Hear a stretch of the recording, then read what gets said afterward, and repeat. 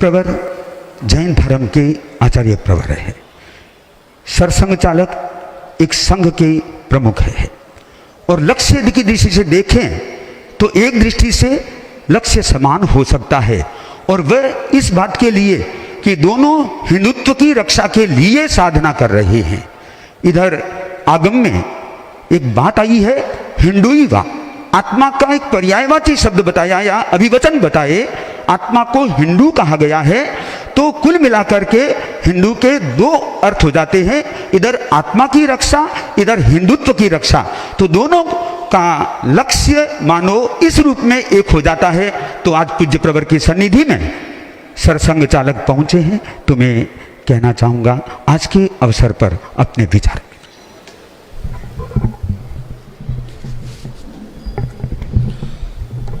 परम श्रद्धेय आचार्य श्री के चरणों में वंदन करता हुआ सभी साधुगण साध्वीगण को विनम्र नमस्कार करता हुआ मैं अपना निवेदन प्रस्तुत करता हूँ। वैसे यहाँ तो मैं कई अच्छी बातें सुनने के लिए आता हूँ,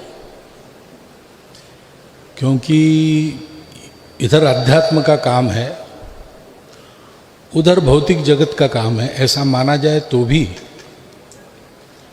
अपने देश में सब बातों का आधार अध्यात्म ही है।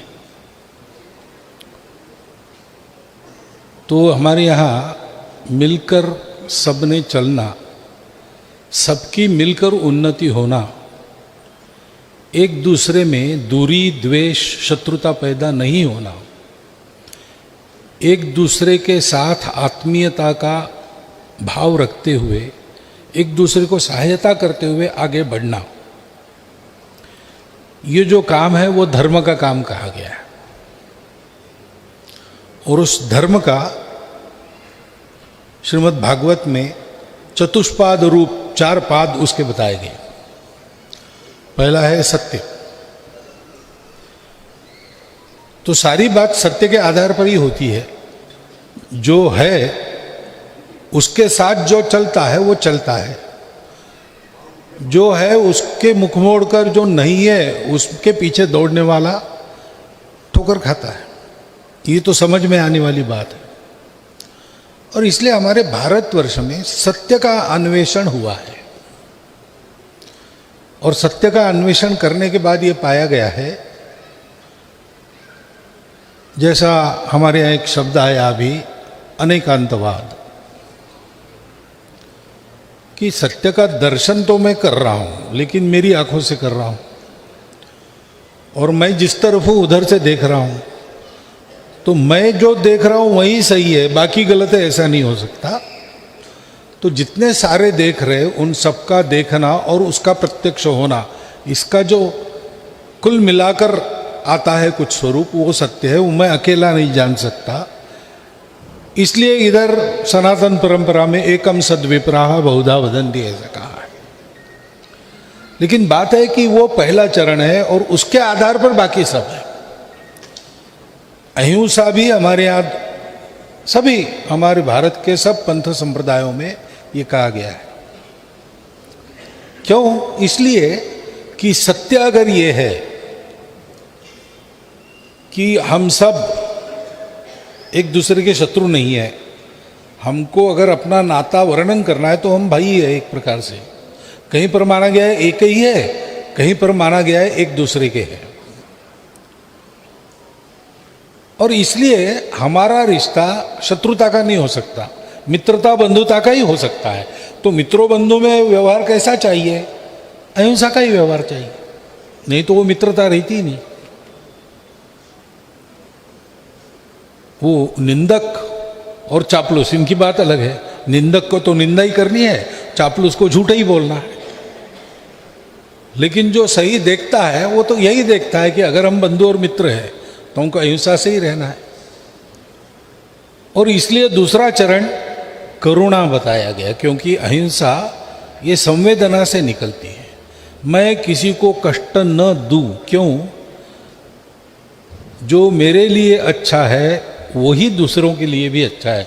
जो मुझे अच्छा नहीं लगता वो दूसरों के साथ नहीं करना, क्योंकि जब मुझे अच्छा नहीं लगता, दुख होता है, तो क्या वेदना है वो संवेदना मैं जानता हूं, वही उसमें पैदा करना मैं नहीं चाहता हूं। और इसलिए अहिंसा को आइए करुणा कहा गया है भागवत में, और उसके लिए तन मन का पवित्र होना आवश्यक है। ये विचार हो गया, आचार में वैसा होना आवश्यक है, क्योंकि आत्मा में तो सब विचार है, शुद्ध है, प्रबुद्ध है, परंतु शरीर मन बुद्धि विकारों के अधीन होती है, मलिन हो जाती है और आचार को ढक देती है, तो योग्य आचार नहीं होता। तो उसको साफ रखना इसलिए कहा गया शुचिता, और ऐसा सब होने के लिए नित्य प्रयास करना पड़ता है, उसको कहा गया तपस। ये चार बातें धर्म का मूल है। ऐसा कहते हैं कि कलियुग में केवल एक चरण बाकी है, कलि प्रवृत्ति ने बाकी 3 चरण काट दिए। लेकिन कलियुग में भी कलि प्रवृत्ति ने बड़े ही काट दिए होंगे, लेकिन मनुष्य अपने प्रयास से बाकी 3 चरणों को भी पा सकता है। हमारे यहाँ सारे हमारे ज्ञान निधि में, हमारा ज्ञान निधि प्रचंड है। चतुर्वेदाः पुराणानि सर्व उपनिषदस्तथा रामायणम भारतम च गीता सद्दर्शने संतों के उपदेश जैनागमाः त्रिपिटका गुरु ग्रंथ सतांगिरा। इतना बड़ा एष ज्ञान निधि श्रेष्ठ श्रद्धेयो हृदय सर्वदा। अब इतना बड़ा ज्ञान निधि एक जन्म में तो आत्मसात करना बहुत कठिन बात है, परंतु क्योंकि उन सब में अलग अलग प्रकार से, अलग अलग दिशाओं से, अलग अलग वर्णन के द्वारा एक ही बात का वर्णन है, हम कहीं भी जाकर सुन लेते हैं, हमको पूरा मिल जाता है। मैं जो आता हूं ऐसा सुनने के लिए ही आता हूं, क्योंकि मुझे भी वहां जो काम करना है वो काम तो दूषित वातावरण में करना पड़ता है, उसको साफ करने का काम है। एक तरह से हम सफाई कर्मचारी हैं, तो ड्रेनेज में उतरना पड़ता है, कभी कभी नाली साफ करनी पड़ती है, कभी कभी शुद्ध हवा में भी रहते हैं, परंतु रोज अपनी सफाई तो कर। गुरु कहिए, कुछ भी कहिए, लेकिन उसको क्या करना है? कुछ गुरु को करना है, कुछ जो मुक्ति चाहता है उसको करना है। तो जिसको ये कराना है, लोगों को ऊपर लाना है, पहले उसको, वो किसी भी स्तर हो, उसको उस स्तर पर जाना पड़ता है, उनके जैसा बनना पड़ता है। अलौकिक होकर भी लोगों में रहना पड़ता है, लोगों के प्रति अलौकिक होकर नहीं, क्योंकि अलौकिक जो चरित्र है, चित्र है, लोग उसकी पूजा करते हैं, उत्सव करते हैं, लेकिन ऐसा करके उसके जैसा बनने की जिम्मेवारी से मुक्त हो जाते हैं। ये लोगों का स्वभाव है, मनुष्य का ये स्वभाव है।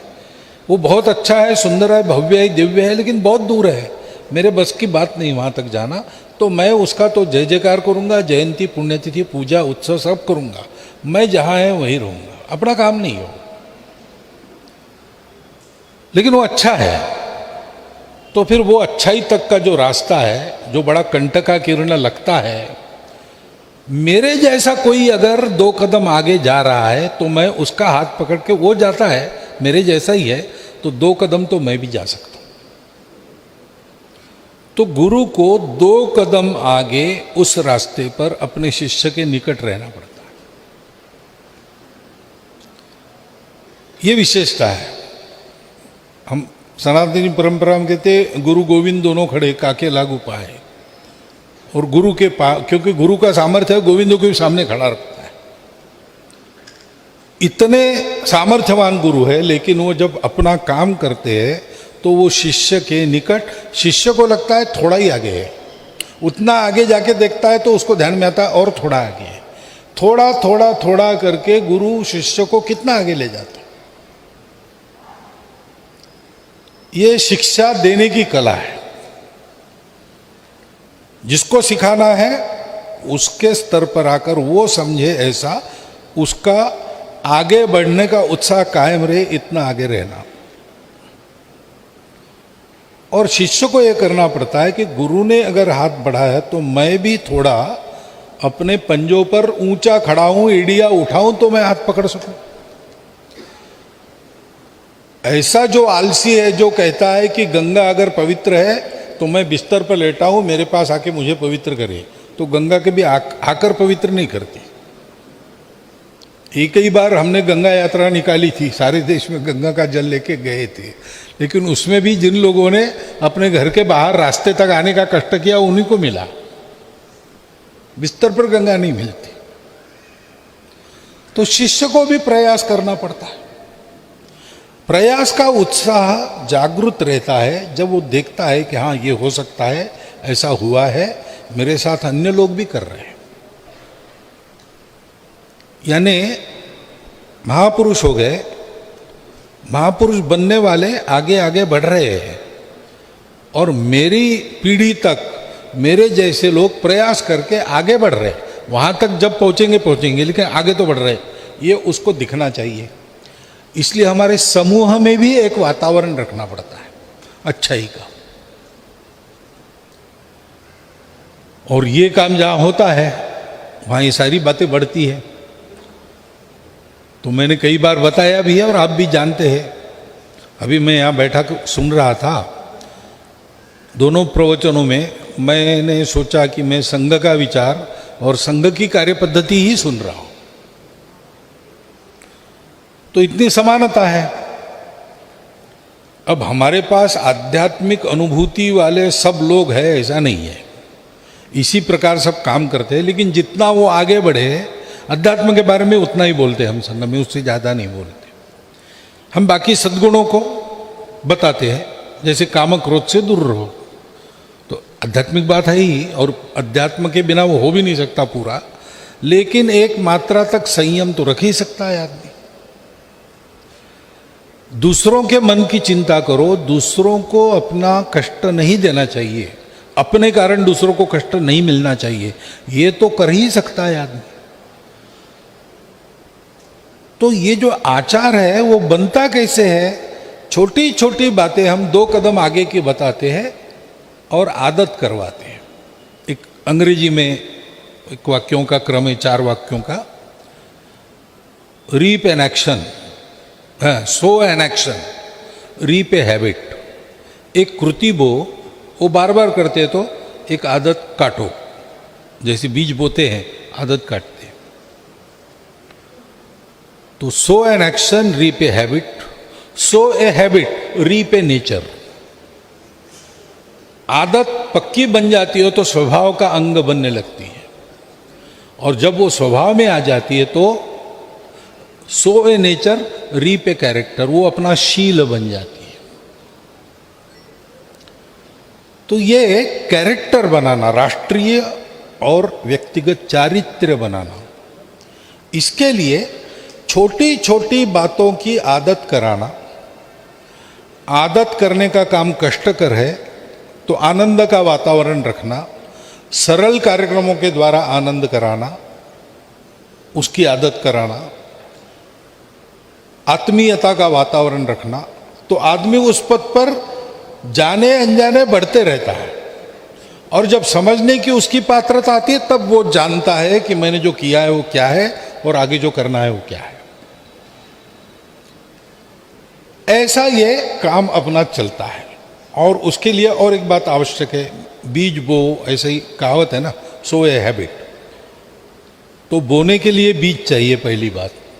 बीज है तो वृक्ष मिलेगा, बीज ही नहीं है तो वृक्ष नहीं मिलेगा। लेकिन केवल बीज होके नहीं चलता, जमीन चाहिए, और जमीन तैयार चाहिए। फेंक दिया बीज जमीन पर तो बहुत कम जमीन ही पहले से इतनी तैयार है कि जहाँ बीज पड़ा तो अंकुरित होता है। बिहार में अपने टाल क्षेत्र है, गंगा के दहाने में प्रतिवर्ष बाढ़ आती, गंगा सारा वो अपनी मिट्टी लेके वहाँ आ जाती, 4 महीने रहती, चली जाती। जाने के बाद गंगा के वो मिट्टी वहाँ रह जाती, उसमें अगर चना आपने फेंक दिया तो फिर आपको काटने के लिए ही जाना है, इतनी उपजाऊ। लेकिन ऐसा कम रहता है। मनुष्यों में भी जो जन्मतः पूर्व कर्मों के कारण तैयार होके आए हैं, इसलिए कुछ छोटी बात बन जाती है जिससे एकदम वो बीज उनमें पनपता है, क्योंकि वो पहले से तैयार है। सामान्य तो समाज की अवस्था ऊसर जमीन जैसे रहती है, उसको तैयार करना पड़ता है। और ये तैयार करने का काम अपनी आत्मीय निकटता करती है, क्योंकि सब में आत्मा है, सब एक ही है अथवा एक दूसरे के है।